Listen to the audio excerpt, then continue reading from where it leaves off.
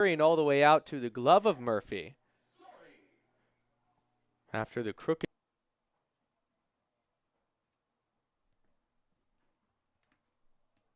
Bad runner out on second. Cooper Mullins, who had the one-out double. 0-1 from Riker. Curveball misses up and in.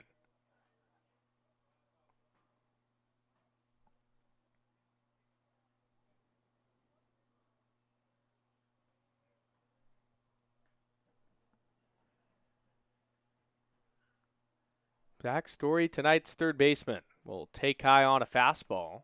It's 3-0 and one of many three-ball counts from Altizer. Story out of UC Davis, coming off a year where he played in 47 games, had 41 starts across the infield. 2-1 is lined into left, and it gets down for a base hit. This is going to roll all the way to the wall. Scoring easily is Cooper Mullins. It's an RBI double, switching spots with their three-hole man at second, making it 6-0. Now batting for the Drifters, the shortstop, number 3, Chase. Hanging breaking ball that Story was out in front of, and he picks up his second run batted in of the night. First came on a hit by pitch, now 12 on the season. Allows for Chase Knight to hit. Both got him just above the shin on the right leg. And not one that feels good at all. Ground out.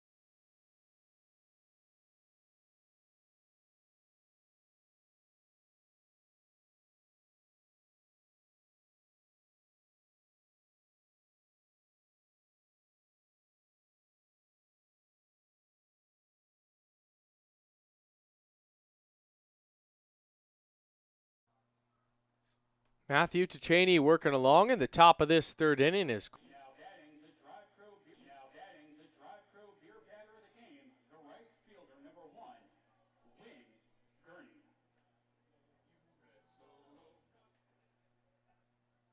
Back to the top of the order with Win Gurney.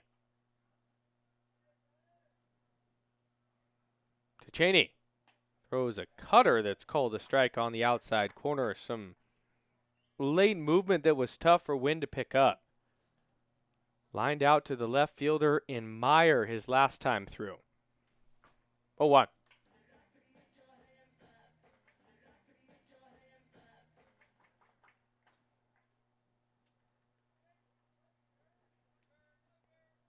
With that adjustment, Elks hoping for some different fortune. 12 games below 500 at home. This will be their first year they missed the playoffs under Alan Cox. 0-2. Popped foul and out of play.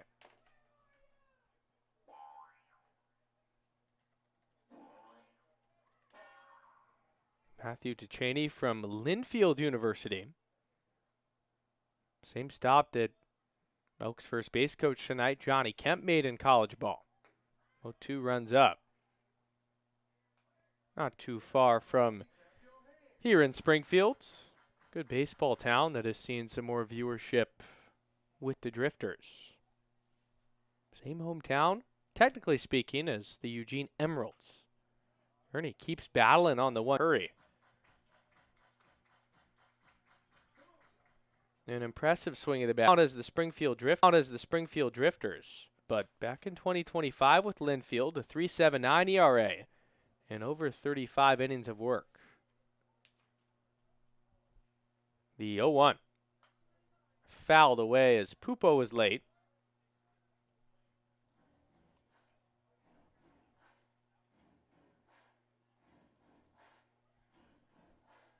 Eli newly committed to Western Oregon. Coming off his freshman year at Bushnell, the Redmond, Oregon product. 0-2. And he strikes out on a fastball up and away, was late. That is the first strikeout from Matthew to Cheney. It'll bring up Cam Beck.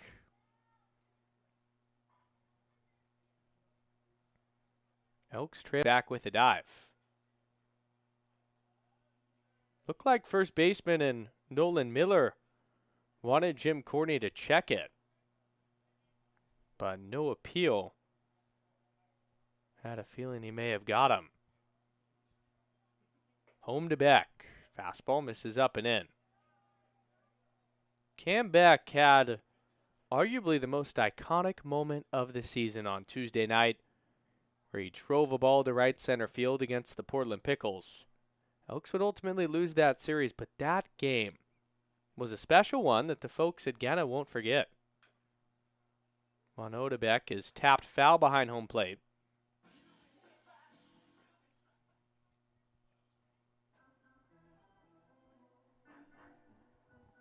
Heating up at the right time as one of the best hitters on this team. Average for Cam hovering around 260, but he has 3 home runs and has drove in 11.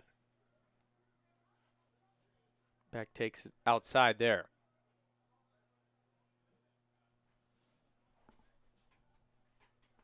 Powerful bat from Oregon State, hoping to get some more playing time as the year goes on. Gurney dives back safely. It's always tough to scratch the surface, crack the code at a school that good. The Oregon State Beavers that are prominent and prevalent and are constantly in the NCAA tournament. 2-1 from Ticheney. Way outside, corralled by Bollinger. Brings up 3-1. This allows for Beck to just zero in on any pitch that he loves. Jackson Murphy waiting on deck. 6-0 Drifters, 3-1, 2 outs, runner on first. And the changeup home misses down and in.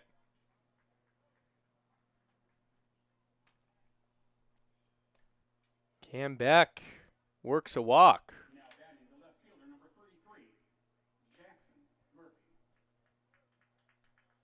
Allows for Murph to hit with 2 men on. The Elks in the second did leave 2 runners on base.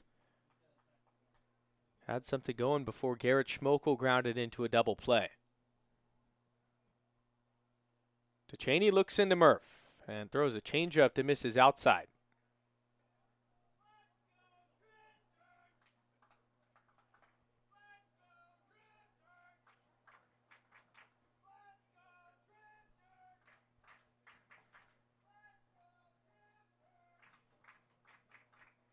One 0 to Murphy. Big swing and a miss as he was way out in front. Murph, his first time through, grounded out to nigh at short. Been an up and down year for the UC Davis product entering his senior year. Just looking to get the Elks on the board. 1-1. Swung on and missed. Chase down and outside. And now he's forced to protect the plate. Alan Cox down there at third, giving Murphy the signs. Johnny Kemp at first. The base coaching switch that has been the case over the last week. Gurney dancing off a second. 1-2. Fouled away by Murphy beyond home plate. The 5 runs for the Springfield Drifters in the first inning, holding strong. But plenty of time for the Elks to mount a comeback.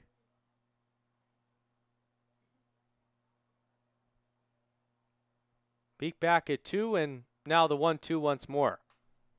Murphy pops one up, foul, a souvenir down the left field line, and he'll just keep on battling.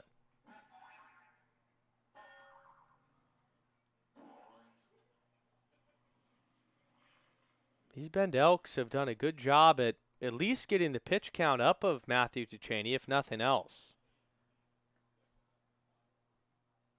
He works in. And the fastball skied down the left field line, hooking near the concession stand and out of play.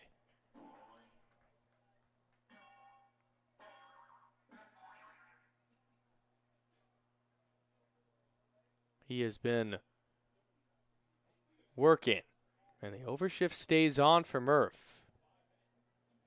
In this cleanup spot, confidence from the coaching staff that he can deliver. Just 6 runs batted in this year. The 1-2 is chopped on a high hop to Miller at first. He'll grab it, touch the base, and beat Murphy there to end the inning.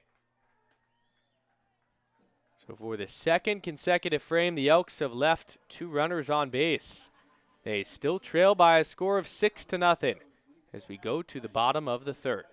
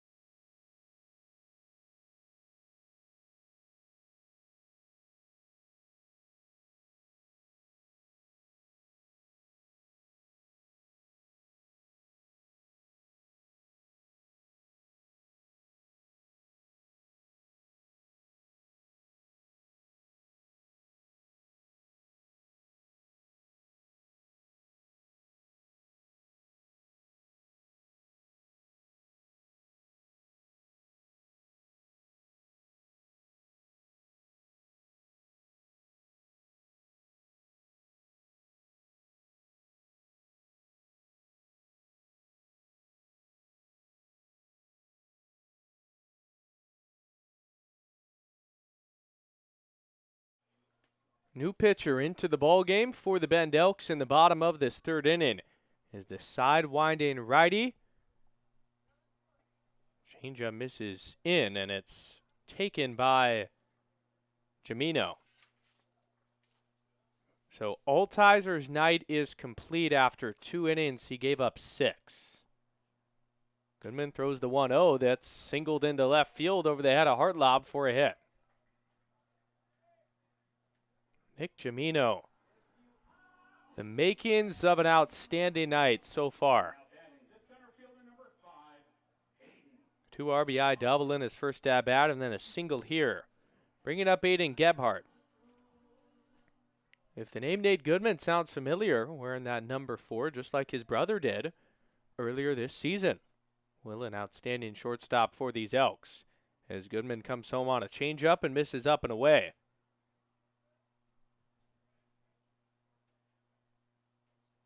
This Goodman, Nate, was also a former shortstop in his own right at Bend High School. Local product.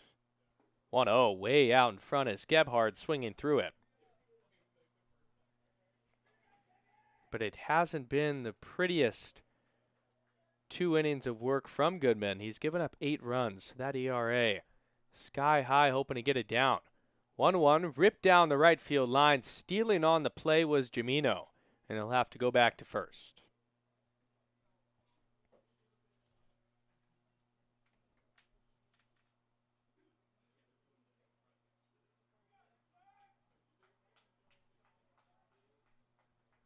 Gebhardt his first time walked. Goodman's pitch is a changeup that's popped up to the left side of the infield. Beck and Hartlob coming together. Hartlob had a sprint over, and it goes to the right of him as he dropped it. Not sure what Cam Beck was doing at third, but he got completely turned around and didn't know where that ball was, which forced Camden Hartlob to run way further than he thought. And he couldn't see it or make the catch. Hartlob got close to it, but completely overran it, and it fell on the outfield turf. Now runners on first and second with nobody out for Thomas, who takes a strike on the outside corner.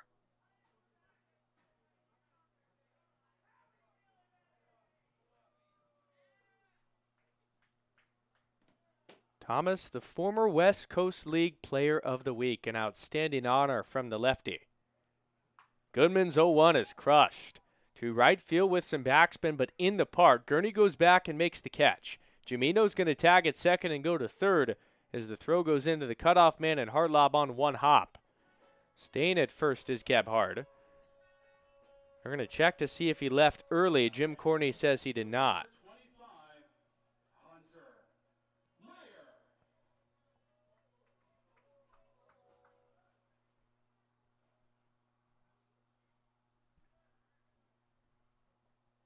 One away for Meyer with runners on the corners.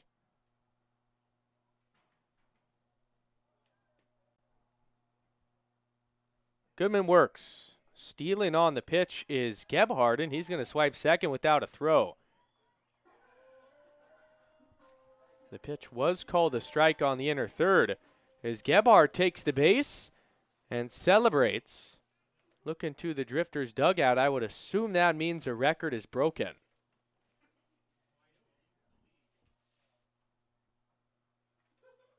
Goodman 0-1. Changeup called a strike on the outside corner. So for Gebhardt on that stolen base, that is number 31 this summer. Unbelievable. He's been towards the top of the league since we saw the Drifters in the opening series of the season. 1-1 home, changeup taken on the outside. Meyer with a 2 RBI opportunity with a couple of ducks on the pond and Jimino and Gebhardt. He's 1 for 2 tonight as Goodman comes set and throws home. Skied on the 2-1 to medium deep left center field. Pupo's ranging over in center and makes the catch. His throw goes to third and Cam Beck. Jimino tags and will score from third with ease. 7-0 Drifters.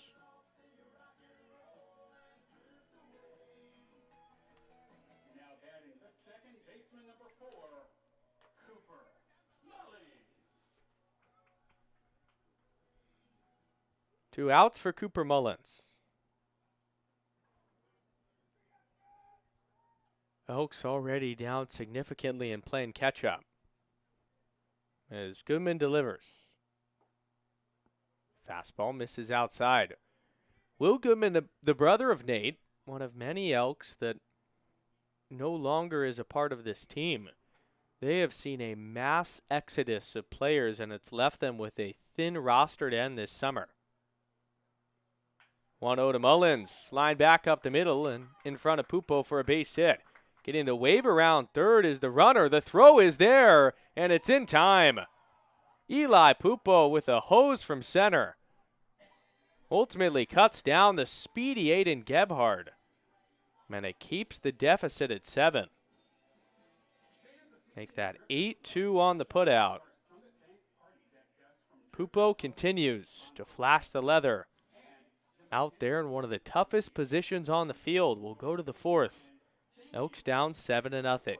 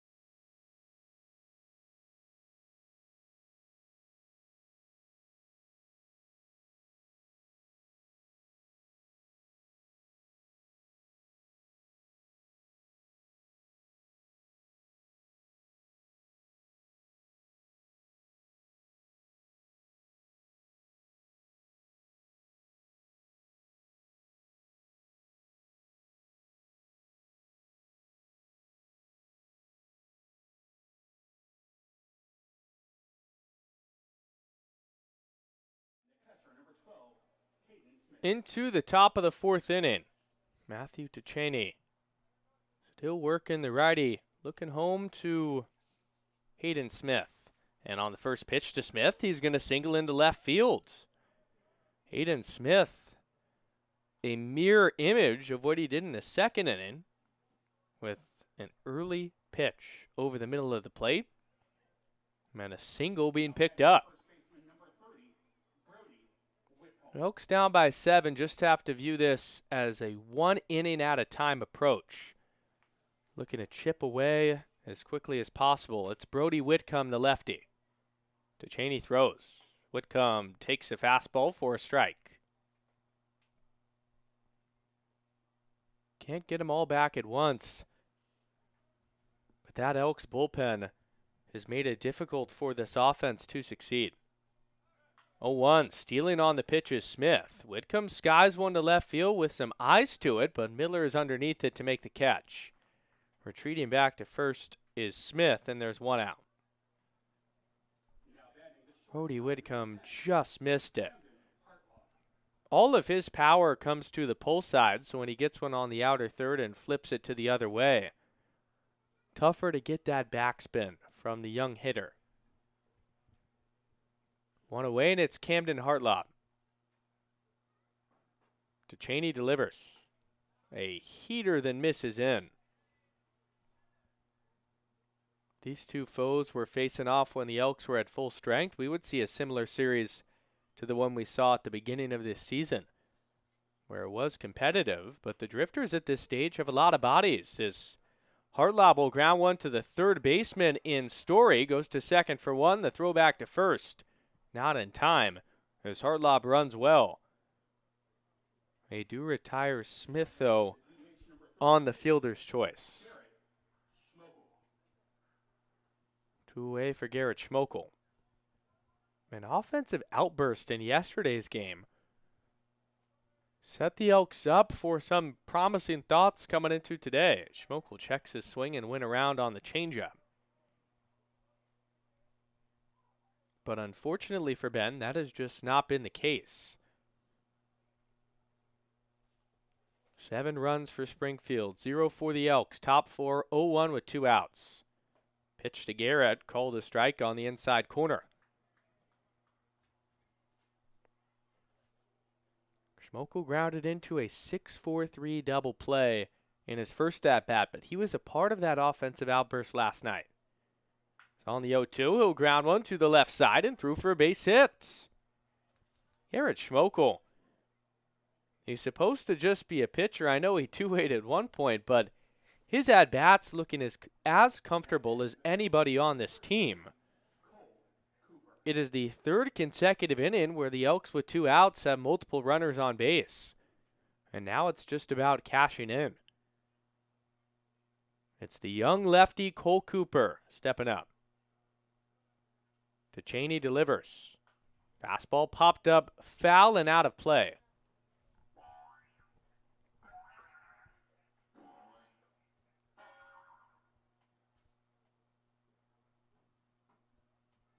Cooper flipped one softly to the first baseman and Miller his first time through.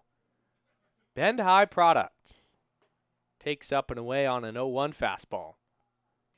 If you're just joining us, we're in the top of the 4th inning. The Drifters are up 7-0, but the Elks are only being out hit by 1. 7 hits on the Drifters side to 6 from the Elks. 2 runners on base, Hartlop on second, Schmokel on first. Duchesne throws, and Cooper fouls it away down the left field line, 1-2.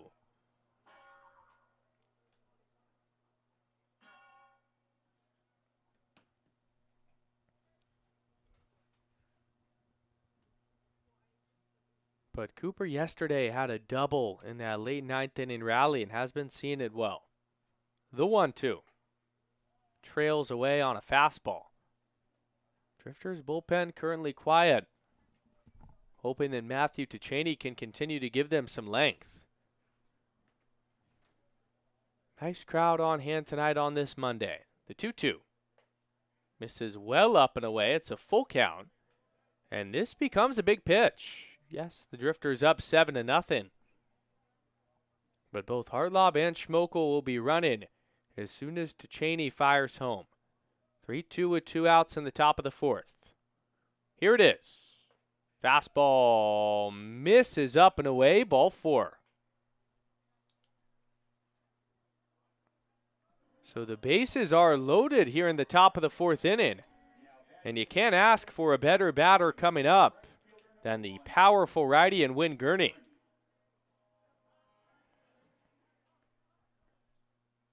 Gurney homered here last year and had a hard-hit single back in the 3rd. Cheney rocks and comes on a fastball that's skied to straightaway center field, but right at Aiden Gebhard as the lefty makes the catch over his head.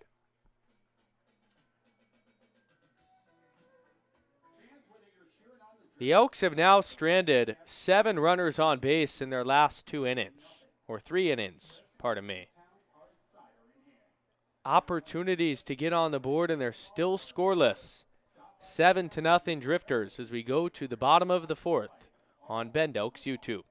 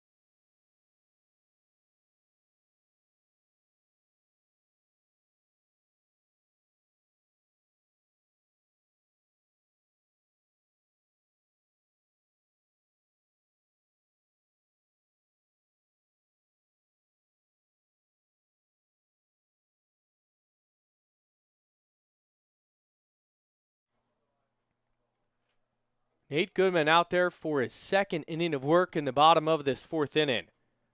Looking into Miller as the breaking ball is popped up foul and out of play. Nolan Miller, the utility man from right here in Eugene, Oregon, goes to the University of Portland. It's Miller, Story, and then Nye. 0-1 from Nate. Ripped over the head of Cooper at second base and into shallow right center for a hit. Cooper gave it his all on the vertical leap, but could not come up with it.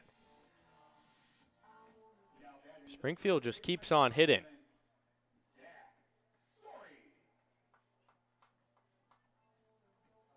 Now turning it to Zach Story. While we have a moment, let's take a look around the West Coast League tonight with Story coming up to the plate.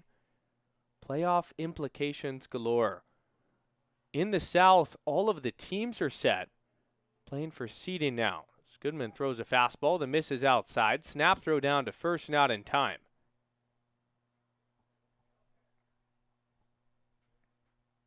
Kelowna beating Port Angeles 8-1, bottom 4. Victoria on top on Wenatchee on the road 2-1 in the bottom of the 4th inning. As Goodman fires the 1-0. Slider misses away. Walla Walla tied with Marion 1-1 in the top of the 4th. 2 big games to look at. Walla Walla versus Marion and Corvallis versus Ridgefield, because Corvallis and Walla Walla are battling for that second half crown as Goodman gets the top of the zone on a strike. Corvallis is currently beating the Raptors on the road by a score of 3-0 in the bottom of the 4th. They have been on another level when it comes to how hot they are this stage of the year. 2-1 from Goodman, misses down and away. And in that second half, they have been flat out special. Currently in the second half standing 16-8. As Goodman's 2-0 is singled into left past the glove of Beck on the dive for another base hit. Back-to-back singles starting this fourth inning. But just to give you guys an update, Corvallis currently leads Walla Walla by a game in the second half standings. 16-8 they are. Brooke Knight hitting his stride at the right time, just like he always does. Walla Walla right behind them at a 15-9 record, a game back. Goodman looks in an eye, who's been hit by a pitch twice, and jumps on the first pitch, singling past the glove of Cooper at second. Getting held at third is Miller. The throw goes all the way home, and the bases are loaded with nobody out. Nate Goodman just getting hit around this inning.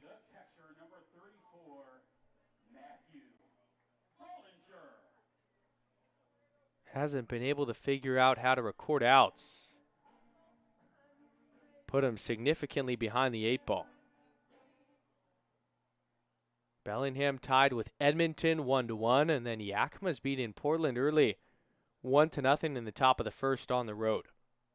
Goodman to Bollinger. He lines one on one hop to Cooper at second, goes to second for one. The throw back to first, not in time, and it goes past the glove of Whitcomb. The back runner is going to come in to score along with Smith. It is Story crossing the plate, and it is 9-0 Springfield.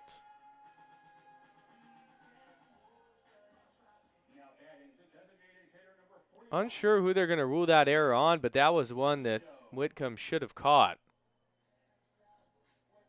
So it's 4-6 on the fielder's choice with 2 runs batted in.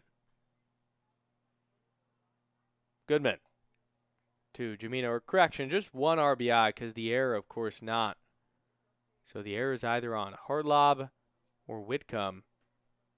But regardless, 2 more in for the Drifters, who have scored in all 4 innings. Goodman throws home on the 1-0. A snap throw down to first by Smith is not handled by Whitcomb on one hop. Goes into shallow right. But staying over there at first is Bollinger.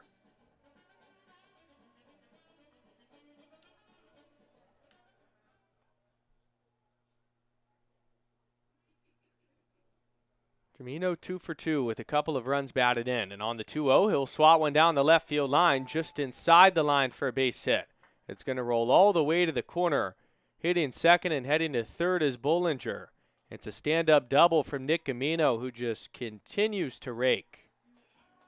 His second double of the night.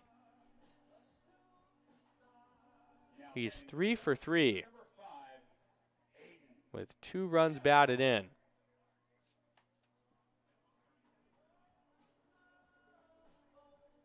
Eden Gebhard. Prime chance to add on. The pitch. Swung on and missed by Gebhard.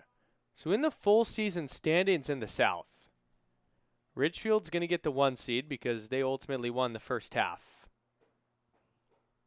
Walla Walla and Corvallis battling for the second half title they will host. And it's almost certain, unless disaster strikes for one of the teams as the 0-1 misses down and away, that the Portland Pickles will be the number 4 seed in the playoffs. So how it's likely going to go is the Raptors host the Portland Pickles. Game 1 would, of course, be at Walker Stadium like they do it in this league with the best 2 of 3. And then Corvallis or Walla Walla will host each other. Is on the 1-1. It's popped up to Eli Pupo in center field. He'll make the catch. Tagging at third and scoring is Bollinger as the throw goes to third. 10 runs from the Springfield Drifters. We're just in the 4th inning. On top by a bunch. Now batting the right fielder, number 23, Evan Thomas. Staying at second was Gamino, and now it's Thomas at the top of the order. Goodman fires. Changeup called a strike. So we essentially know how that's going to go with how Corvallis has been on a heater and then being one game up on Walla Walla. You'd guess they win the second half and host that playoff series against the Sweets at Goss. In the north, Wenatchee, a lock for the 1 seed. Bellingham will be the 2. As Goodman throws the 0-1, and it's popped up to the third baseman and Beck, ranging near the bag now, moving to his left, and he dropped it. Thomas is safe at first. Cam Beck, who is new to that third base position, commits a costly error that keeps this inning going. Now batting the left fielder, number 25, Hunter Meyer.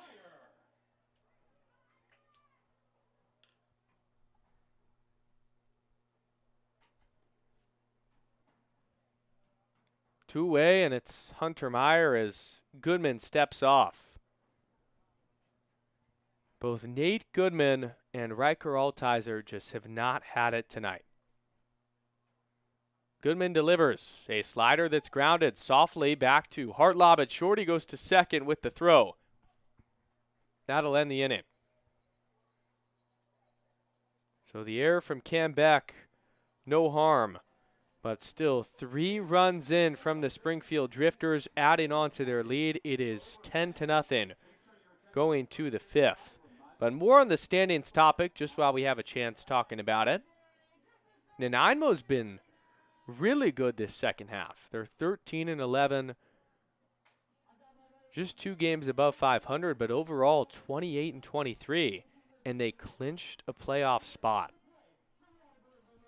which is unbelievable that out of the 2 teams from Vancouver Island, it was the Nanaimo Night Owls getting in. Not officially yet,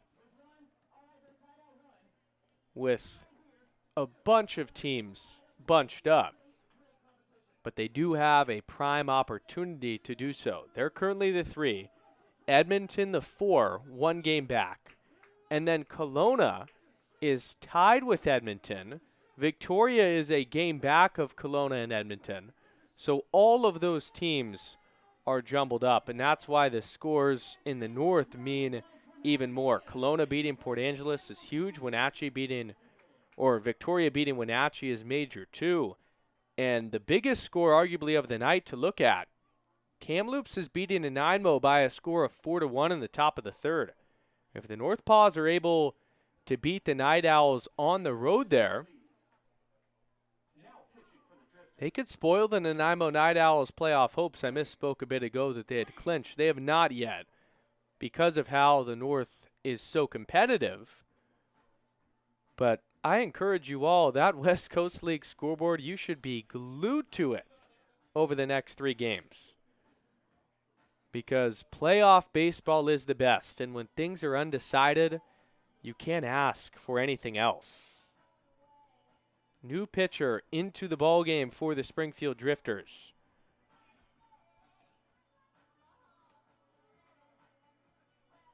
And he'll face Eli Pupo to start off the inning. This is Blake Freeze.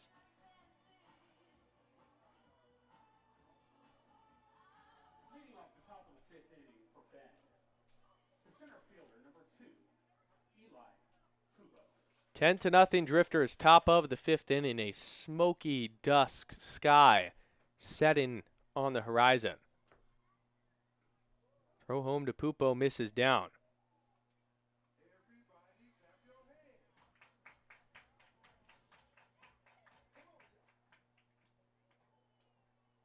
This is Freeze's first appearance, I believe, with the Springfield Drifters. No stats recorded. This is 1-0, misses up and away. Pupo a single and a strikeout tonight. Blake Freeze coming from George Fox, working on the right side. And his 2-0 to Pupo is foul tipped into the catcher's mitt, 2-1. Looks like Aiden Brea is starting to walk around in the Springfield bullpen. Could be a guy the Elks go to next. 2-1. Pupo fouled right back. Freeze at 5'10" from Ridgecrest, California.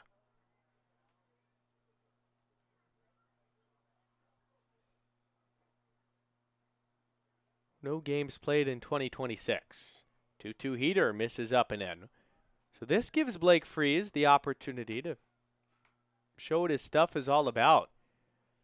College baseball, a lot easier said than done to break through and to get consistent playing time. Payoff to Pupo. He chases well over his head and strikes out swinging. That was ball 4 that he swung at. The lone 2 strikeouts on the Elk side from an offensive standpoint have come from Pupo.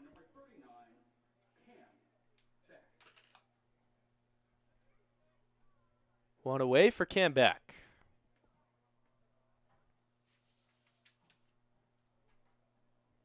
As Freeze will come home out of the stretch. Slider misses down and away. That means DeChaney's night is over. 4 innings of work, no runs allowed. And no runs on 6 hits from Bend. 1-0 home to Beck is popped up to shallow right center field. Thomas ranges over, 2 outs.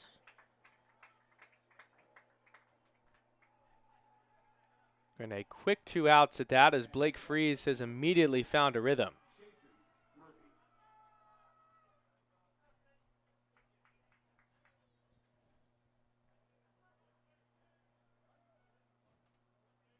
Two-way, nobody on, and Jackson Murphy the hitter. Fastball misses up. You're kicking yourself if you're the Elks offense.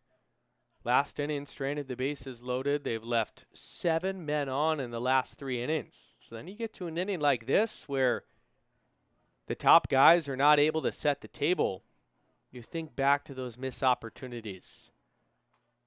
They were chances to change this game entirely. 2-0 it is to Murphy. And the fastball misses up.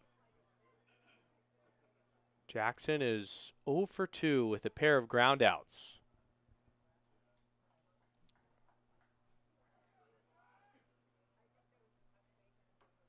Freeze throws. Gets the call on the outside corner.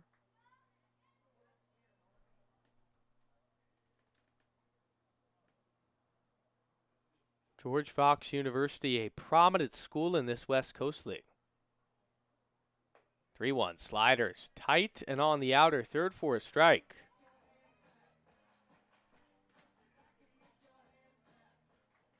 That's been a beauty of Jeff Lyle's squad as they're deep with the pitchers. A unit that has been much better than expected. Full count to Murphy, grounded through the right side and for a base hit. Mullins laid out at second but was not able to squeeze it. A 2-out single gets a guy on the bases for the Elks. Bring up Hayden Smith.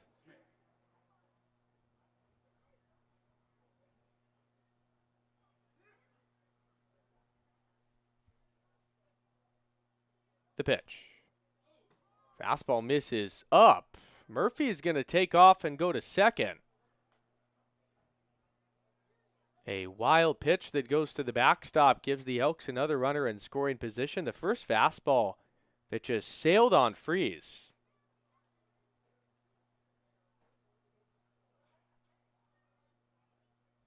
Hayden Smith, who has 2 hits tonight. Chance to pick up another. Changeup misses up. Smith from Glendale Community College, committed to Utah. Final couple games for him here in Bend. Was originally committed to Grand Canyon, sticking in the state of Arizona. But a new chapter instead, as the 2-0 is popped up to the left side of the infield. Moving over is Nye, and he makes the catch. Just in front of the left fielder Meyer to end the inning.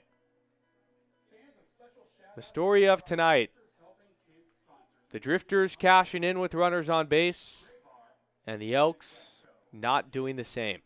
Bottom 5, it's 10-0 Springfield on the Bend Elks YouTube page.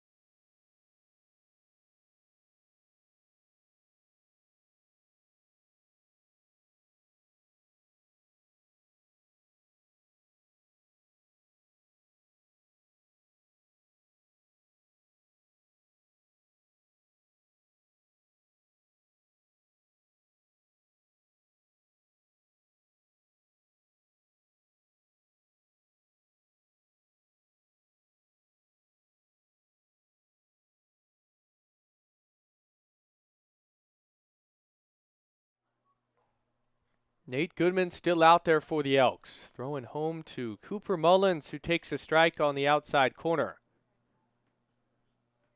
Bottom of the 5th inning. 10-0 Springfield. 0-1 home to Mullins is fouled away. It's been all drifters so far. They've scored in each inning of this game. 5 in the first, 1 in the second, 1 in the third, and 3 in the fourth. Mullins, Miller, then Story against Goodman. Just out of the stretch as always is 0-2. Lined into right center field, and it gets down for a base hit. Mullins is going to hit first and head to second as it rolls all the way to the wall. He thought about stretching it into a triple, but the throw from Pupo perfect on one hop to Cooper. And Mullins, he just keeps doing it. That's his second double of the night. When the Elks played the Drifters at the beginning of this season, Cooper Mullins was not there yet. They were able to avoid one of the most dangerous hitters in this lineup. Runner in scoring position, and Nolan Miller, the hitter, will flip one into shallow left field for a base hit. Murphy picks it up, throws it all the way home on one hop to Smith, as the cutoff man and Beck just wasn't there. That's another occasion where Beck uncomfortable with the new position at third. Traditionally, when that ball is hit to left field, Beck is the cutoff man for the throw that comes in. But Murphy was forced to let it eat all the way to the plate. Runners on first and third, nobody out. Goodman throws a slider that misses up to Story. There's been a lot of games this year for the Elks just like this one, and that's what makes it so tough. 1-0. Slider called a strike at the knees. And this time, what you pinpointed on is just not as many players as you're used to having. You also feel for the coaching staff when you don't have a full roster. It's not the easiest to manage. The 1-1 is popped up to the left side of the infield. Beck and Hartlob come together. It's Camden calling him off. That's a big first out.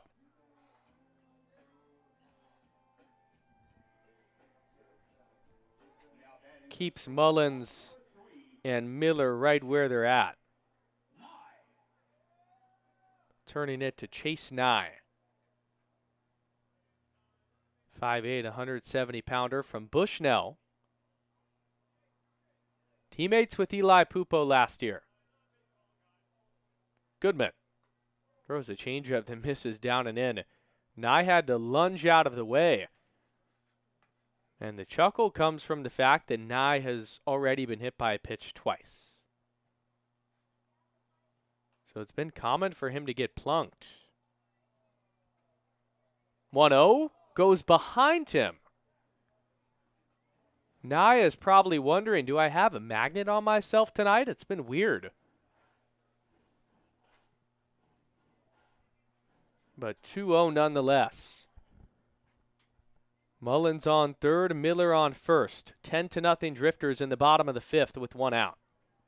And the 2-0 slider almost hit him again. He leans out of the way, moving the elbow guard. In summer ball, especially after you get the on-base percentage up with a couple of hit-by pitches, you do not want to get hit for that third time. Want to swing that bat. Goodman laboring. And his 3-0 fastball is swung on and hit right by the glove of Brody Whitcomb at first. Mullins scores. The throw from Gurney goes to Hartlob, the cutoff man, 11-0. And the Springfield Drifters in this fifth inning already have 14 hits.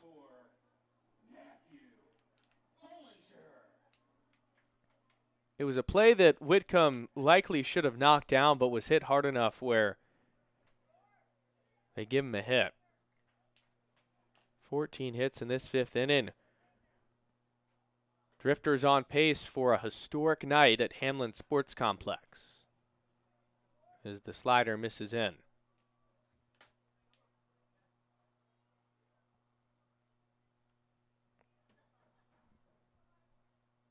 Overshift on for the lefty, who already has 3 hits. The 1-0 is popped up. Behind the third base bag, Beck going out. The third baseman, he dropped it again.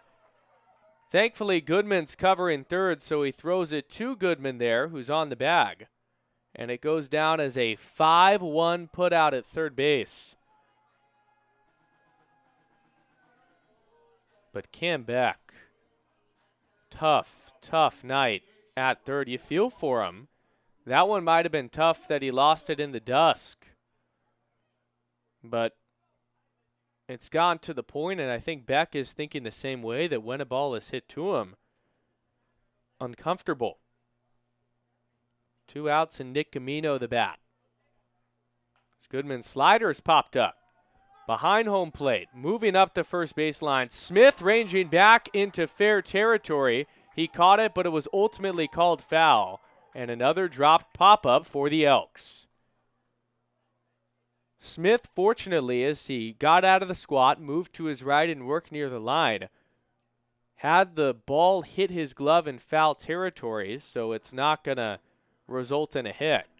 But I do not know if the wind is swirling out there right now or what is going on. These Elks are really struggling defensively.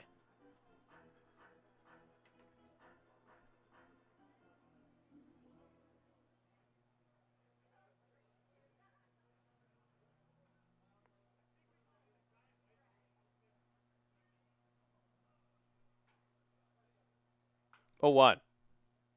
Fouled away.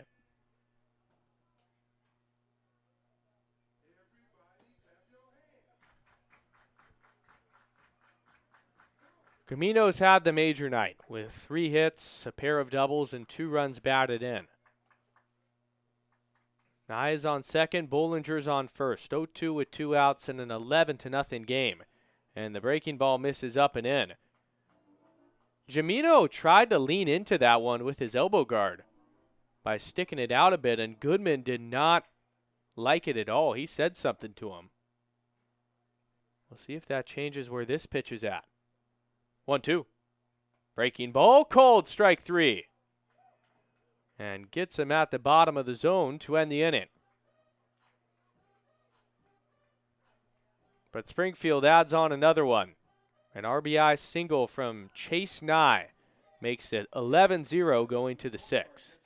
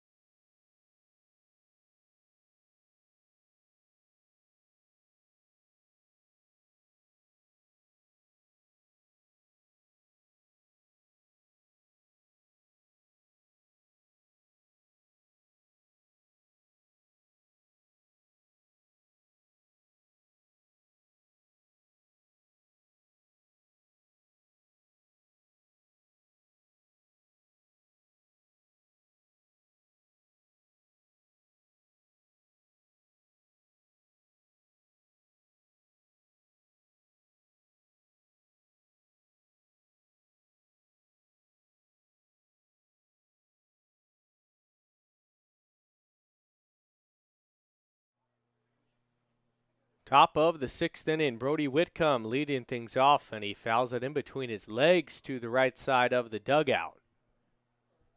11-0 Drifters, striking in all 5 innings. 5-1-1, 3-1 in order. 0-1 to Whitcomb, called to strike at the knees. It's Whitcomb, Hartlob, and then Schmokel, the 2 Caldera boys, and Garrett, who's DHing this evening. Although we're only in the 6th, Elks got to get going quickly to come back from down 11. The changeup to Brody misses down and away. That last inning, no additional errors committed, but man, they've had a tough night defensively under this hazy sky. 1-2 to Brody, lined on one hop to the second baseman and Mullins, who picks it. His throw to first retires Whitcomb.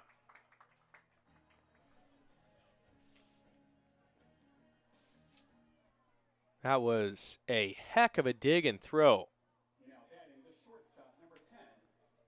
on a ball that was hit pretty well. Looks like there was a defensive change over there at second base. Get that name for you momentarily. The first pitch to Hartlob hits him off the helmet. Oh no.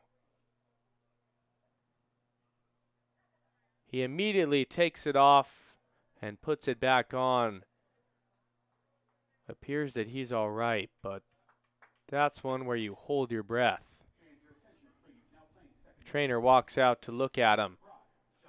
Thank God for helmets, because that would have been a scary sight.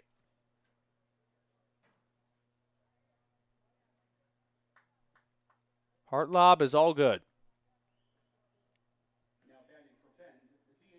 Garrett Schmokel will hit now. Hartlob staying in this game. The pitch to Schmokel is singled into left field for a hit. Garrett has been, and this isn't even sarcastic, arguably the Elks' best hitter as a relief pitcher for the majority of this season with these at-bats. Knock after knock.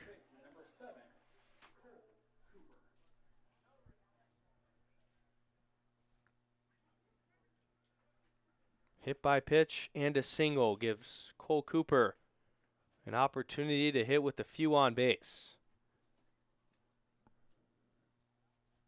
Pitch home to Cooper, misses up and away.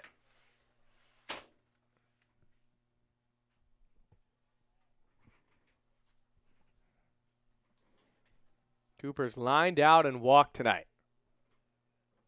1-0. Misses high. When you continue to set the table, you imagine that at some point something's got to give. Hartlob at second, Schmokel at first, your runners. 2-0 the count with 1 out in the top of the 6th as the Elks trail 11-0. The fastball home is skipped in and stopped by Bollinger. But Bend seeing a door open.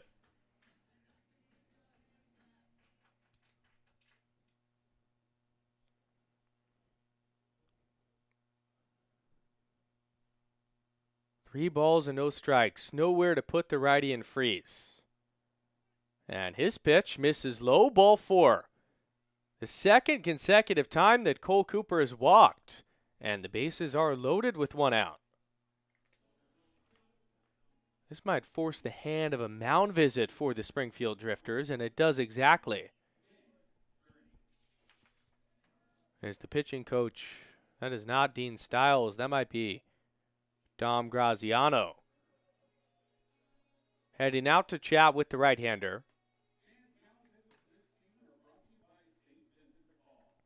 This will be the second consecutive at-bat for Win Gurney, where he gets to step up with the bases loaded in the 4th inning.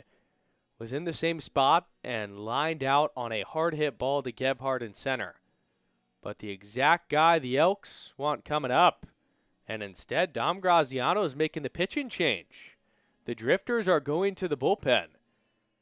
When the new pitcher enters, bases loaded, 1 out, Elks trail 11-0, but one of their best chances of the night when we come back.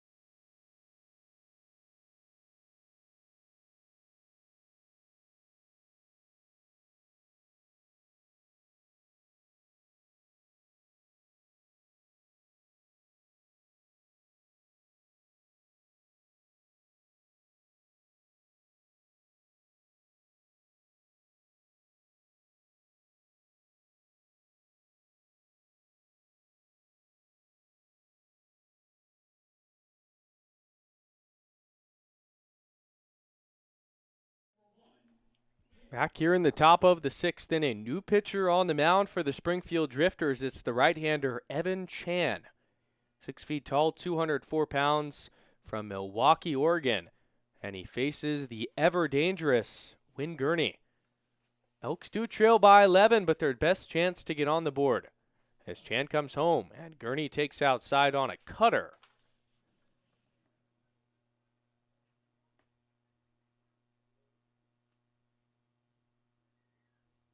Chan looking for a ground ball to get out of this inning. A 7.71 ERA so far this year. His 1-0 slider does get the top of the zone just barely. He's only throwing 2 1/3 innings of work. 3 strikeouts to 3 walks. Hailing from Mount Marty University. The 1-1 to Gurney is swung on and missed on a changeup. He was way out in front, sitting on the fastball and got the soft stuff. Hartlob at third, Schmokel at second, and at first is Cooper. The 1-2, slider, tapped softly to the second baseman coming in, and Perez, he fields and throws to first, will get Gurney. But on the fielder's choice, Camden Hartlob comes in to score, and the Elks have their first run of the game.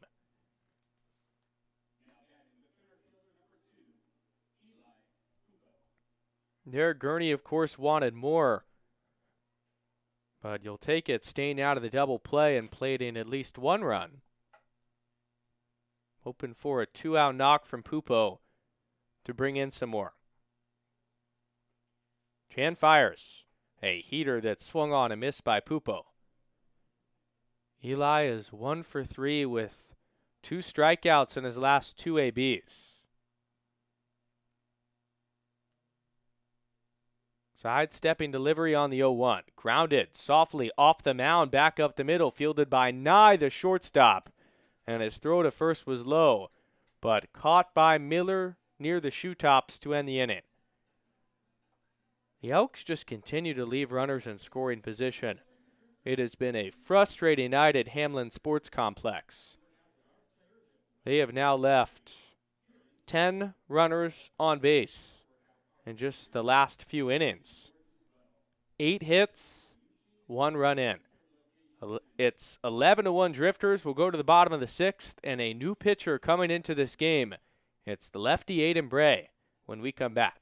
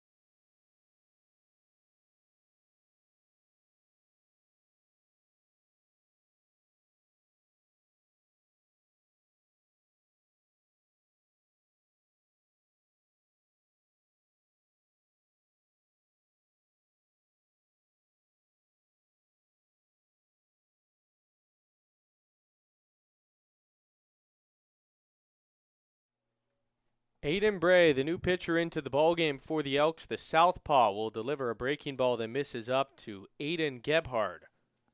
11-1 Drifters, bottom 6, Gebhard, Thomas, and Meyer. Against the lefty from Eugene, back home in Bray. 1-0 misses down. Third pitcher of the night for Bend. They started with Riker Altizer, then went to Nate Goodman, and hoping that Bray can provide some outs. Both pitchers in the game thus far for Bend have struggled, and Bray's been a part of that bunch. 2-0 to the speedy Gebhard. Misses low. Bray in just 2 2/3 has given up 10 earned runs. He was on a tough side in yesterday's game, a game he also pitched in, on a ball that was called fair, that was clearly foul, and contributed to ballooning that ERA. 3-0 is called the strike on the outside corner. But Bray, being from Eugene, has felt like this entire process has been full circle, and likely his final baseball series ever, he told me, as the 3-1 misses down and away for ball number 4.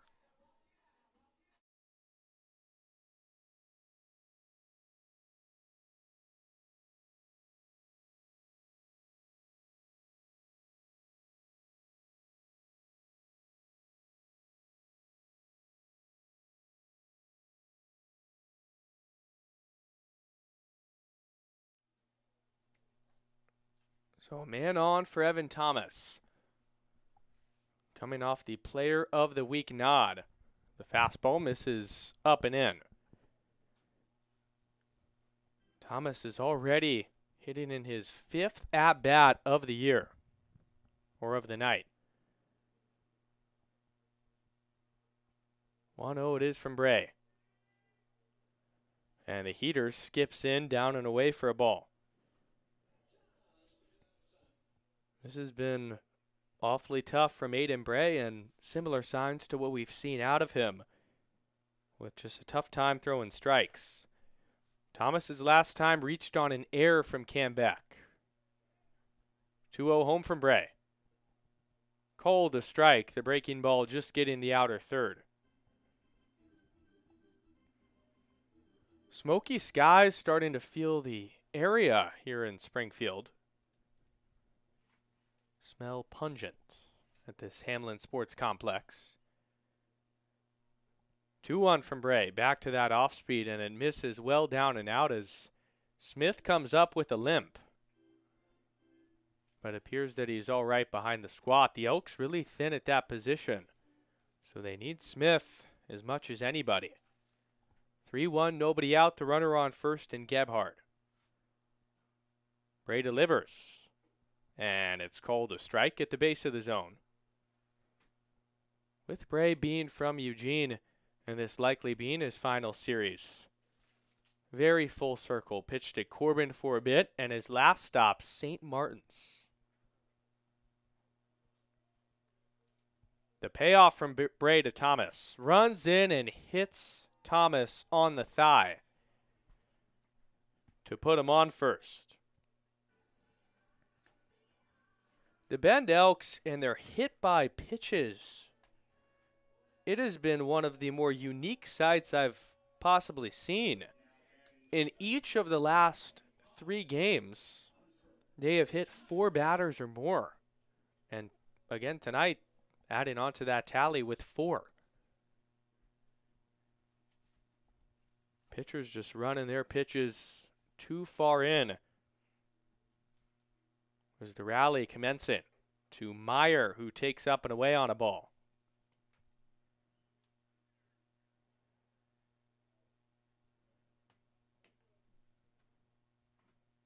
Bray really laboring. Meyer had an RBI back in the 3rd on a sac fly. 1-0 from Aiden Bray as tapped foul beyond home plate. But Bray last year had time with the Bend Elks and also spent some time playing in the field as a 2-way.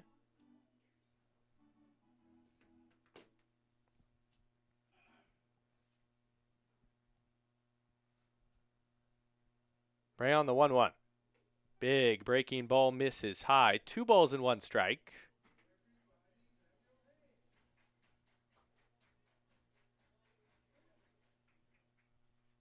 Have to come in to Meyer, who's swinging a hot bat.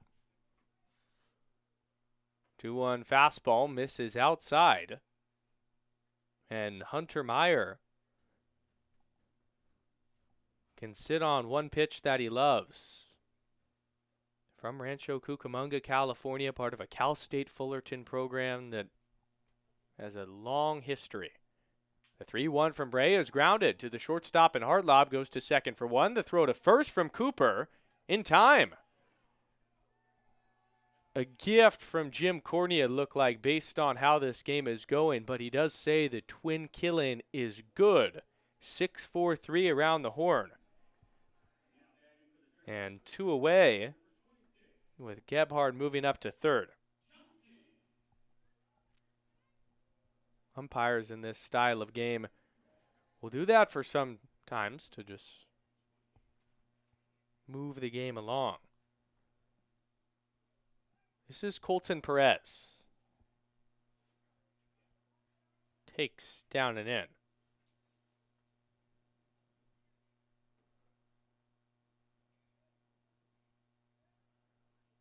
Two-way, 1-0 the count. On third is Gebhard, 11-1, bottom 6. Brays 1-0, misses up and away.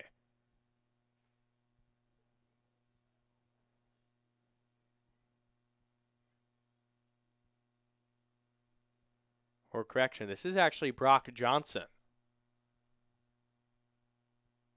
As the Heaters called the strike on the outside corner.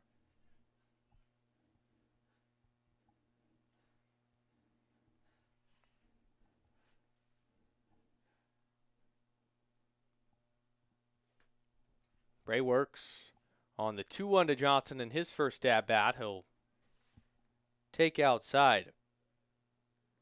Scattered throughout this roster, new additions for the Springfield Drifters that likely would have helped him in a potential playoff push, but they just missed out on the opportunity to do that. Bray on the 3-1.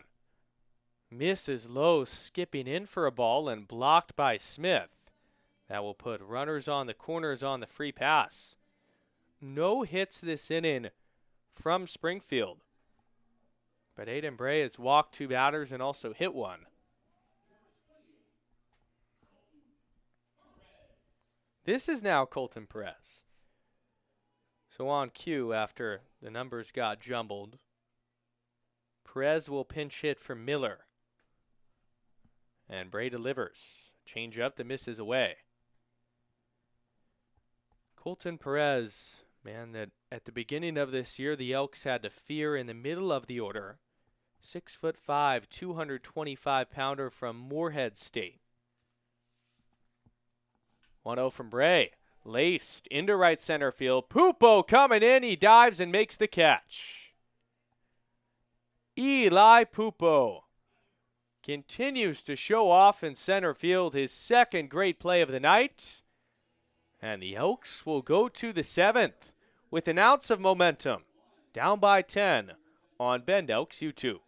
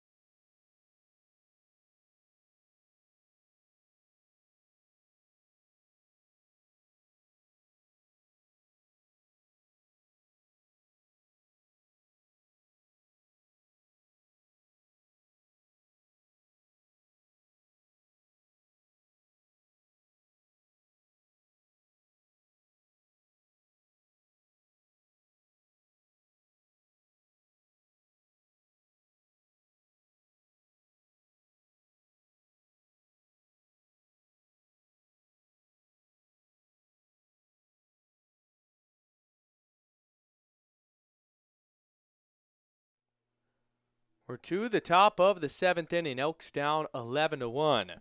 And working along is Evan Chan in his 2nd inning of work. Beck, Murphy, and Smith due up in this 7th. Elks a long way to go with 9 outs to play with. We got to start somewhere as the 0-1 slider is called a strike. Yesterday, 13 runs of offense, 7 of which came in the 9th inning. And they built off of a lot of momentum from earlier in the game. Tonight they've been stifled by this Drifters staff. Beck fouls back the 0-1 off the net. Cam so far tonight 0 for 2 with a pair of flyouts to right field. And has also walked once. Wind picking up from right to left once again. The pitch. Slider fouled away. Watch out down there in the Elks dugout. As multiple people had to duck for cover in case it flew in there.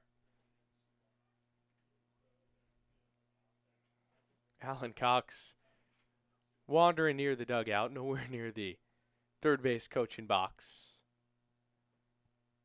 But still dialed in as Beck swings through the 0-2 slider that got him.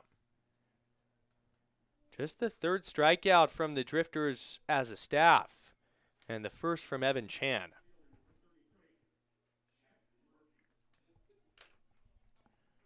One out from Jackson Murphy.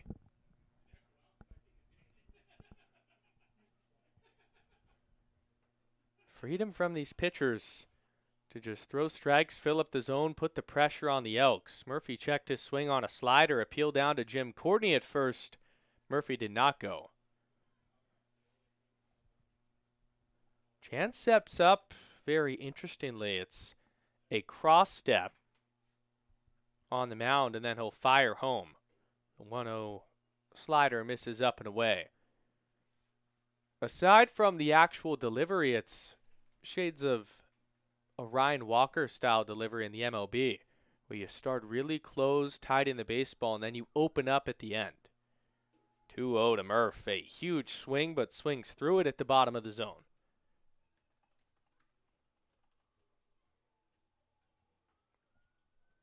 Evan Chan, one of the many Everett Community College Trojans in this league, as the pitch misses inside and hits Murphy.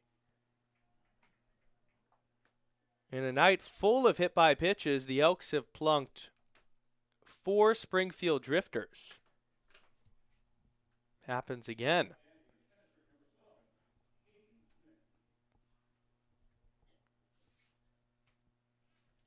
That'll bring up Hayden Smith. You take a base runner any way you can get it. Chan delivers. Slider misses low and skips in.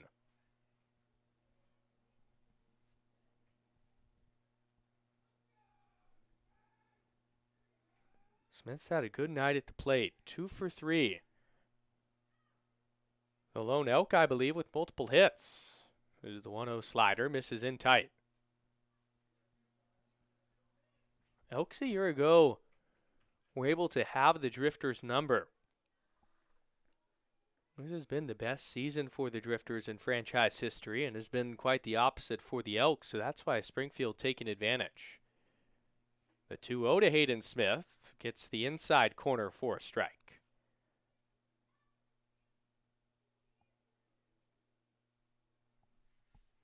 Elks just a year ago made the postseason, just as they did in 2024 as well, as the 2-1 is not offered at down and away.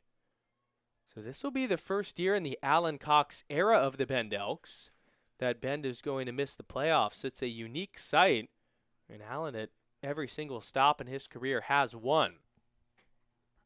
So it's a weird and awkward pill to swallow. 3-1, way up and in, ball 4. And yet again, another inning where the Elks have multiple runners on base.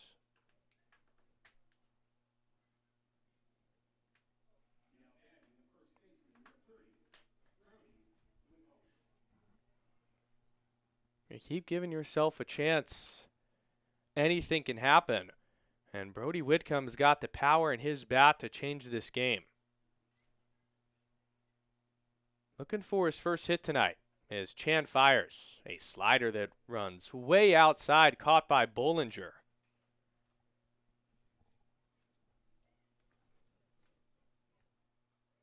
Elks came to Springfield early in the year, the first road trip of the year last season. And the 1-0 to Whitcomb is lined down the first base line fair. Past the dive of the new first baseman in Perez, it rattles up in the corner. Murphy's going to score. Smith goes to third. It's an RBI double from Brody Whitcomb.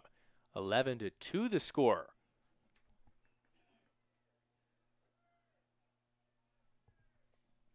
Great to see Brody get things going, just getting out in front of an off speed and yanking it down that line.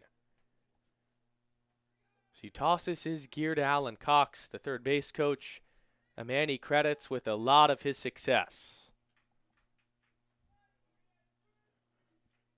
Brody, a local product, Alan being one of his main hitting gurus that has helped change his swing. Chan home to Hartlob. Hartlob grounds one to the third baseman, who knocks it down in Story. He rips it across the diamond and got Hartlob. That was an absolute frozen rope to get a good runner, and it keeps both Smith and Whitcomb where they're at second and third. So a second out that steadies the ship for the Springfield Drifters and brings up Garrett Schmokel. Chan home. Slider called a strike on the outside corner. Garrett Schmokel, a pair of hits already tonight after his first consistent playing time with the bat, where he homered yesterday. 0-1, way out in front of a slider. These are two former teammates at Everett, facing off against each other.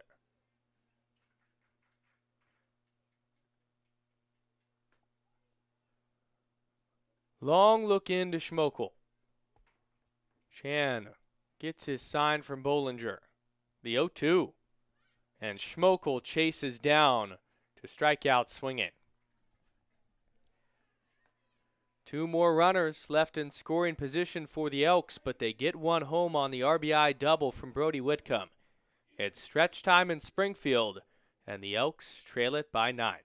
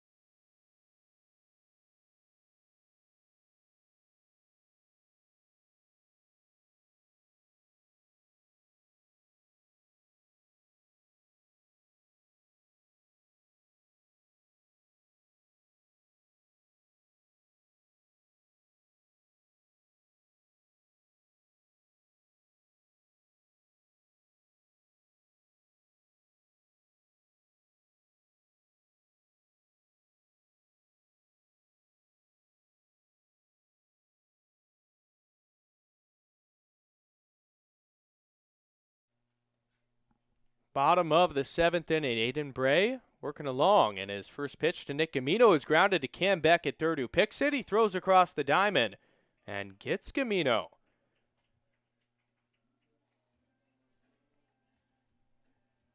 Make that Story correction, but a heck of a play from Beck.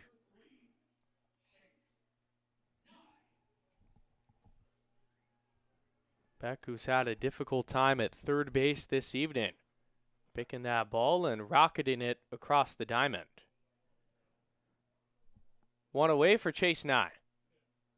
And Bray throws a changeup that's called the strike on the outside corner. With the score at 11-2, let's also take a look around the West Coast League at some scores, give you all an update. This busy time of the year, the final 3 regular season games starting tonight. 0-1 from Bray, misses down and away. Kelowna in a big one at Port Angeles, up big 9-1. Wenatchee's come back on Victoria. They're up 5-2 in the top of the 7th. Walla Walla beating Marion 7-4, top 7 there. 1-1 from Bray. Miss is up and in. Ducking out of the way is Nye. North Paws beating the Night Owls 6-1, bottom 6. If that score holds, stuff's going to get weird in the North. Big overshift on the 2-1 from Bray. Misses down and away. 3-1 now. Corvallis is just beating the Ridgefield Raptors by a score of 6-4 in the top of the 8th. That's a close one that means a lot for the playoff picture the second half. Edmonton and Bellingham, they're tied at 4, bottom 7. The 3-1 deny, called a strike on the outside corner. And then Portland is stomping Yakima. They just got the word they're in the playoffs.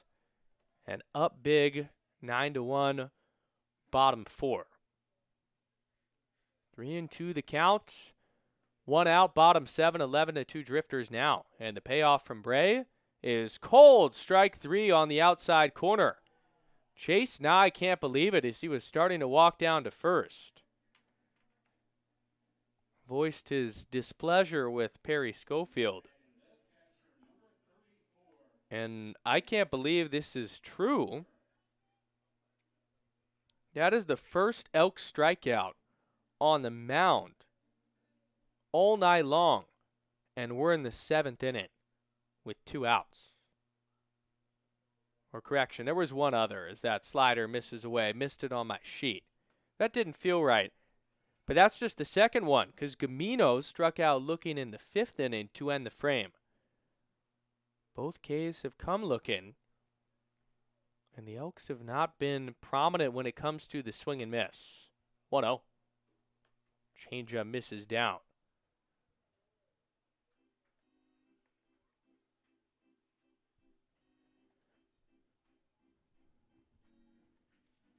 Matthew Bollinger from Rockhurst University.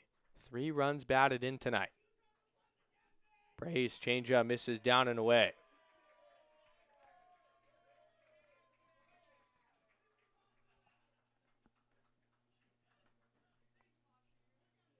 Wouldn't be shocked if Bray ultimately goes the rest of the way here. 3-0.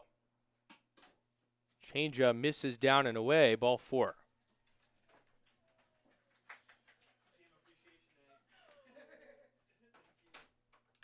So the 4-pitch walk.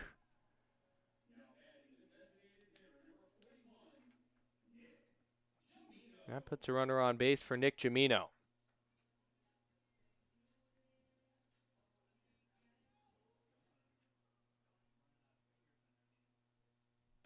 Bray looks into Jamino, coming set from the third base side, and delivers a fastball that's popped up. Foul territory, Whitcomb nearing the net. It comes back into play, and he squeezes it to end the inning. The smoky skies filling the air and making each pop-up more and more difficult. But for the second consecutive inning after the Drifters couldn't stop scoring, the Elks have recorded a 0. We'll go to the top of the 8th. New pitcher coming in for Springfield in this 11-2 game when we come back.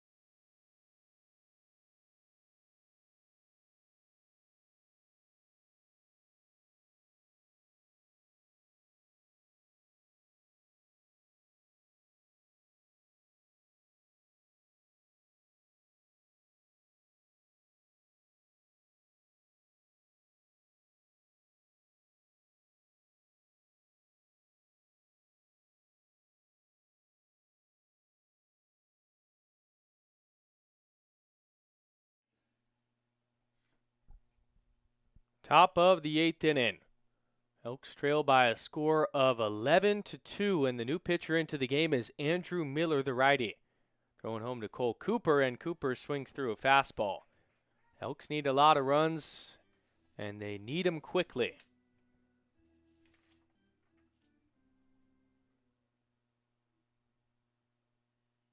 Miller a 5.97 ERA and 31 2/3. And his 0-1 is flipped right back up the middle. Diving is the second baseman, but it goes by him into shallow center for a base hit. Cole Cooper has reached base 3 times in this game. A pair of walks and a single. That'll bring up Win Gurney.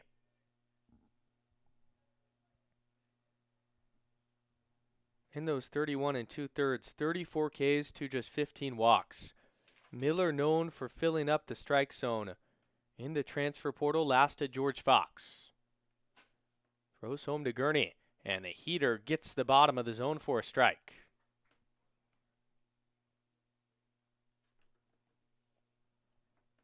Gurney thus far tonight had a single and also an RBI ground out in the 6th inning, responsible for one of the Elks' 2 runs.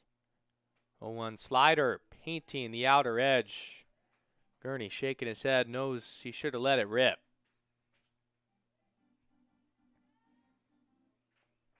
Just 2 runs on 10 hits from Bend. Drifters have 11 runs on 14 hits. 0-2. Heater misses away.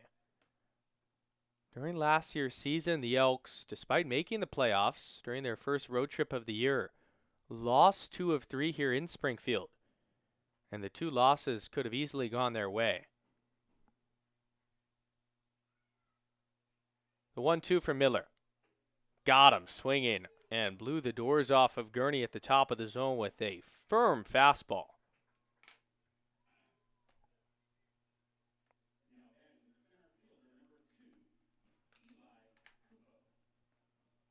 With 1 away, that'll bring up Eli Pupo. Then the Elks and Drifters played each other again middle of June, and the Drifters beat them 2 out of 3 at Vince Scanna Stadium.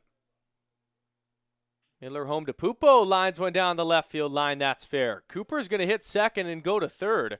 Picking it up as Meyer, his throw goes to the cutoff man, and Pupo races to second for a double.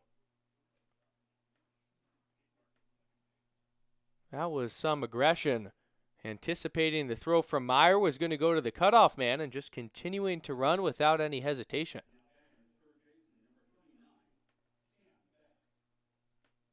So 1 out for Cam Beck. And we continue to relive these innings where the Elks have multiple runners on base. They set the table for their group. Now it's just about cashing in. Pitch home to Beck. Fastball called to strike at the knees. Beck struck out as last time. He's reached once and 4 at-bats on a walk.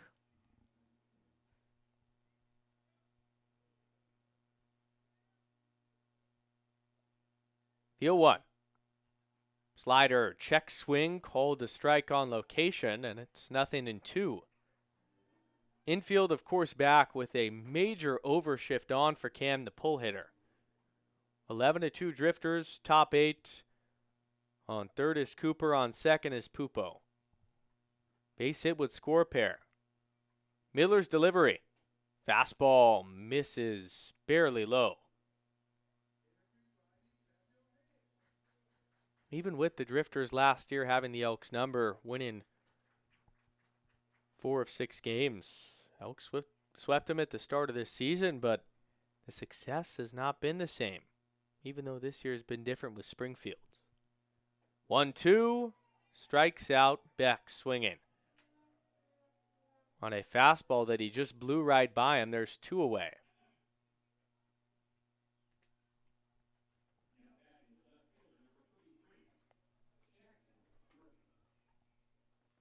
With 2 gone, that'll bring up Jackson Murphy.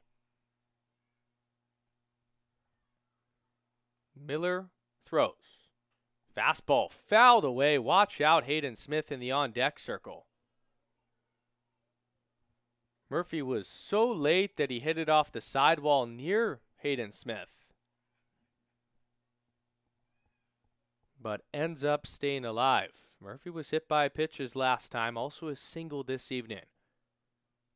Just to get that monkey off their back, the Elks would love a hit. 0-1. Fouled away. Watch out again, Hayden Smith.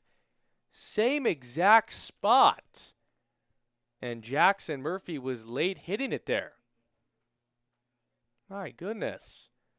If I'm Smith, I'm 2 steps into the dugout, getting ready to go into hiding. 0-2. Murphy fouls one away up the third base line, was late, and he just hasn't been able to adjust to the speed of Miller's fastball. Out of all the arms that have thrown tonight, DeChaney, Freeze, Chan, and now Miller. Miller absolutely the hardest thrower on Springfield's side. So an adjustment for all parties. The UC Davis Aggie battling with 2 strikes. 0-2 with 2 outs. Fouled away. And Murphy just continues to fight off that same pitch.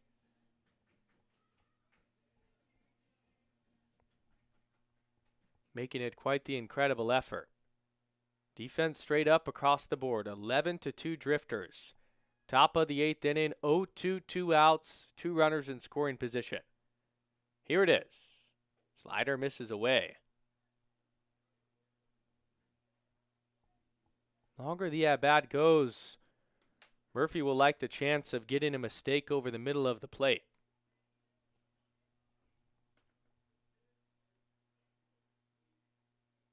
One, two. Fastball misses up and away.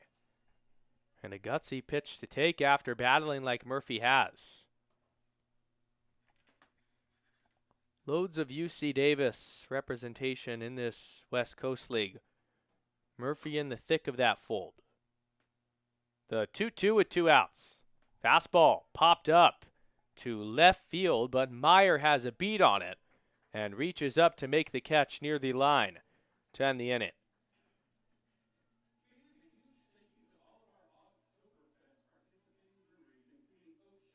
The Elks tonight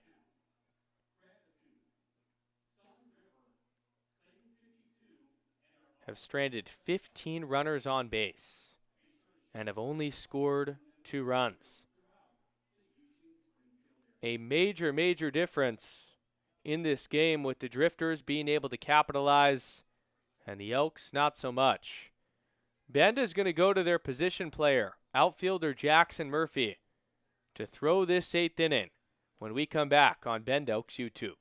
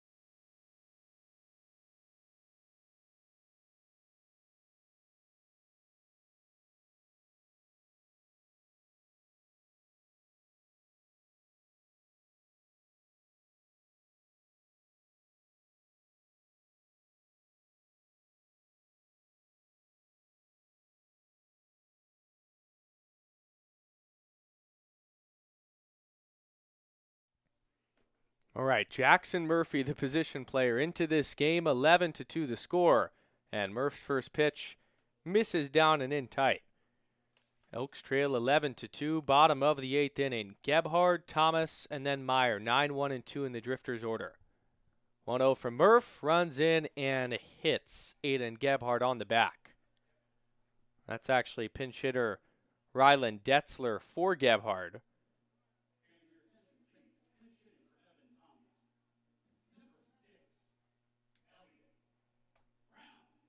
This is a chance for Jeff Lyle to empty the bench. So Elliott Brown will pinch hit for Evan Thomas. Brown from Northwest Nazarene University. Murphy throws a 12-6 curveball that misses high. Murphy knows at least what he's doing a little bit up there. Remember, every pitcher at some point, even a position player, has thrown. As the 1-0 is crushed. Deep down the right field line, Gurney's going back near the track and makes the squeeze. It just hung up in the park as the wind has completely died down and doesn't give much favor to right field anyway.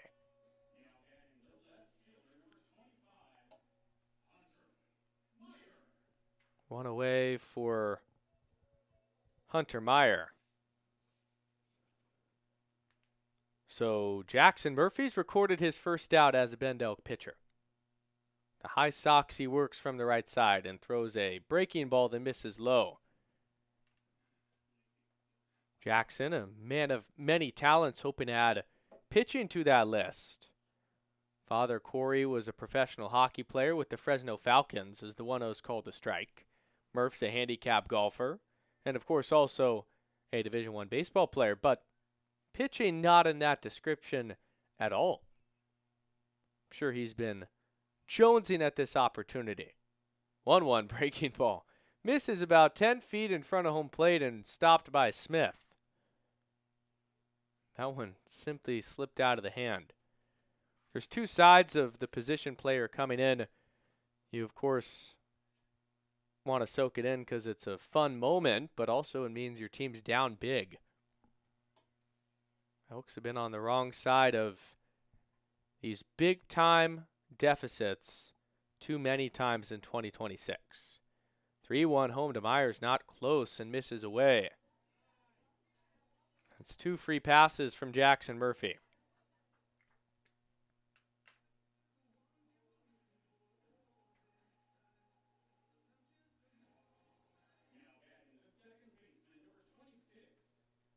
Elks have collectively given up 14 free passes.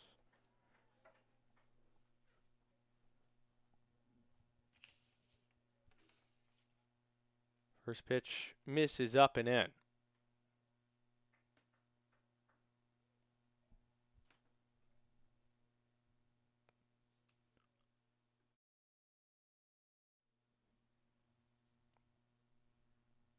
Now 2-0 on a fastball that misses high to Brock Johnson, the second baseman that came in for Cooper Mullins. Ground ball would get Murphy out of this inning, but the 2-0 misses well high, and Murph struggling to command the strike zone.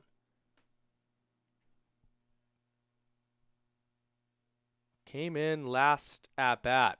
Johnson did and walked, and here on the 3-0 and misses well in where he has to duck for another base on balls. The bases are loaded with one out. And it gives Colton Perez a chance to blow this game wide open. Murphy delivers, but step one from Jackson is to throw strikes. Once again, the position player pitching is fun, but only if that position player can execute in the strike zone. 1-0 from Perez, misses well in. He has to lean out of the way of it.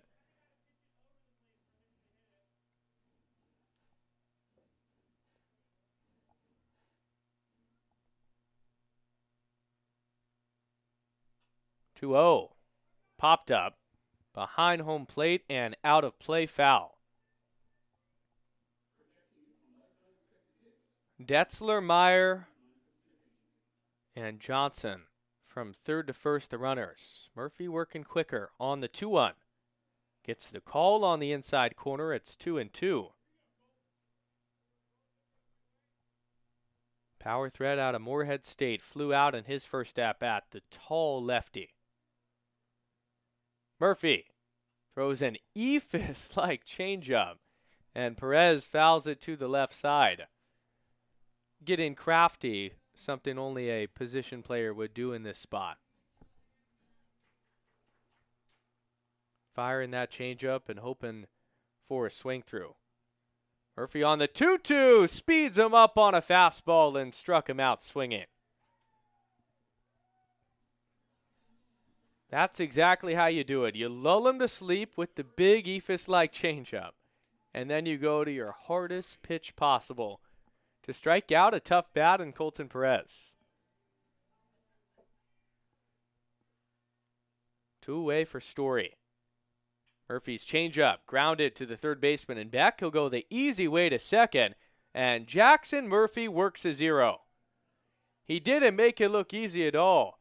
The bases were loaded on 3 free passes with just 1 out, but gets a strikeout on a fastball and then a put out on the fielder's choice. As we go to the 9th, Elks need 9 to keep this game going.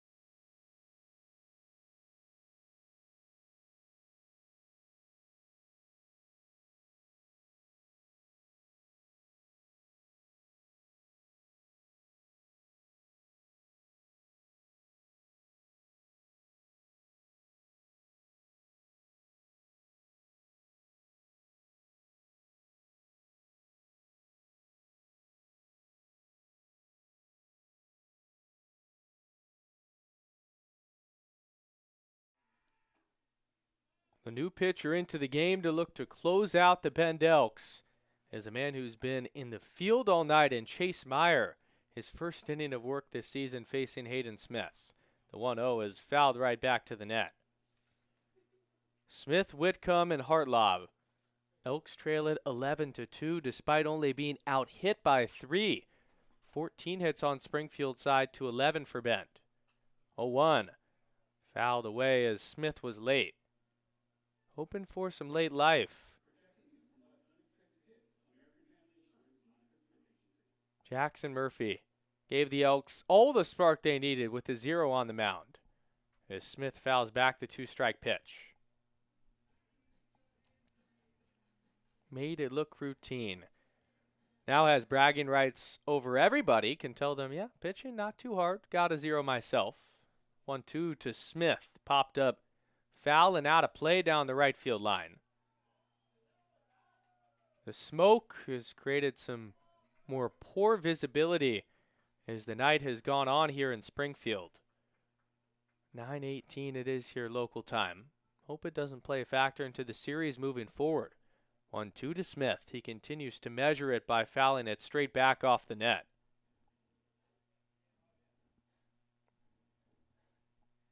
You can't rule anything out just because the Elks in the 9th inning yesterday put up 7 runs.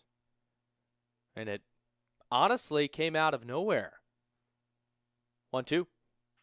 Smith on a high chopper to the Springfield Drifters' third baseman, ripping it across the diamond. And getting Hayden Smith. That's Nick Gamino, the new third baseman. 1 out.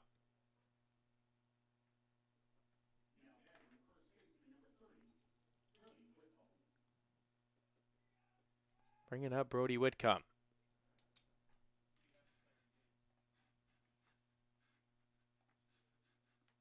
The pitch. Fastball misses down and away. Hunter Meyer, the right-hander from Cal State Fullerton. Powerful arm, so I'm sure he's had some experience throwing in the past, but his first with the Drifters. It's the 1-0 to Brody, misses up and away.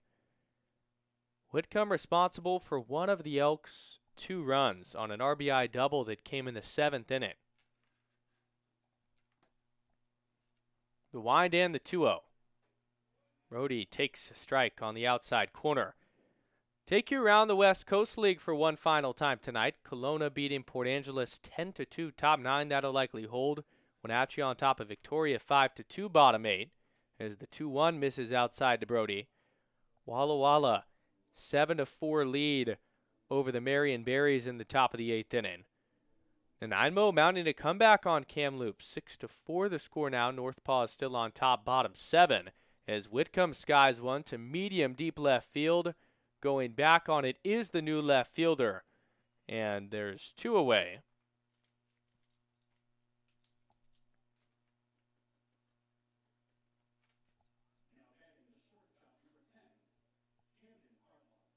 And the Elks are down to their final out with Camden Hartlob coming up. Corvallis beating Ridgefield 8-4, bottom 8. That's a major game if Corvallis can hold on. As Meyer works to Hartlob and he pops it up foul out of play. Edmonton and Bellingham still tied 4-4, top 9. And the Portland Pickles have completely blown the game open at Walker Stadium on this Monday night. 13-1, bottom 5. The 0-1 to Hartlob. Misses inside, 1-1. The Springfield Drifters 1 out away from a win that would mark their franchise record in wins in a season. The 1-1 to Hartlob is fouled away, and now they're 1 strike away. In a game that the Drifters have been in control of since the beginning of it. With the 5 spot in the first inning, they're on the brink. The 1-2. Popped up. Shallow right field. Going out is Johnson, and he makes the catch to end the inning. The Springfield Drifters have defeated the Bend Elks for the first time this season after the Elks started off this season with a sweep against these foes at home. And it's a monster win. 11-2 the final. Springfield continues to do their thing. And they have had a successful second half, although out of the playoff picture. Organizationally, a lot to hang their hat on. They improved to 23-29. And a big congrats to the Springfield Drifters because, as their broadcaster, Knight Jericho, told me, their most wins in a single season in franchise history. Their franchise started in 2022. This is season number 5. And season number 2 under Jeff Lyle pushes them to win number 23. They also improved to 14-11 here at Hamlin Sports Complex. If you're a Drifters fan, you buy a ticket to the Yard, you've had a good chance this season of seeing a win. And Springfield has delivered on all accounts. On the Elk side, they got behind early with the 5 spot in the first. And simply put, it wasn't clean baseball. Free passes galore. Thin in the pitching department. And then a couple of timely errors that just allowed the Drifters to keep rolling. This Drifters lineup is healthy. They are fresh. they have a lot of bodies that can still do damage, where on the Elk side, they're awfully thin, and it showed tonight. Ben moves to 19-33 on the year, 14 games below 500. And away from home, you want to look away at it, 6-19. 13 games below 500 on the road. And that has been this year's story. You go away from Gena, and it's been a completely different baseball team. Just 2 games left in the regular season. And although at this point in the year it may seem like a lost cause because you're not playing for the playoffs, you still get up every day and have a chance to compete. And you come to the yard tomorrow with the score being 0-0 and an opportunity to salvage a game. You still have a chance to win the season series against the Springfield Drifters, to prove to yourself that you could end the season on a high note, and that's enough to come to work every day. This game of baseball is enough. But with all that momentum coming off of yesterday, 7 runs in the 9th inning,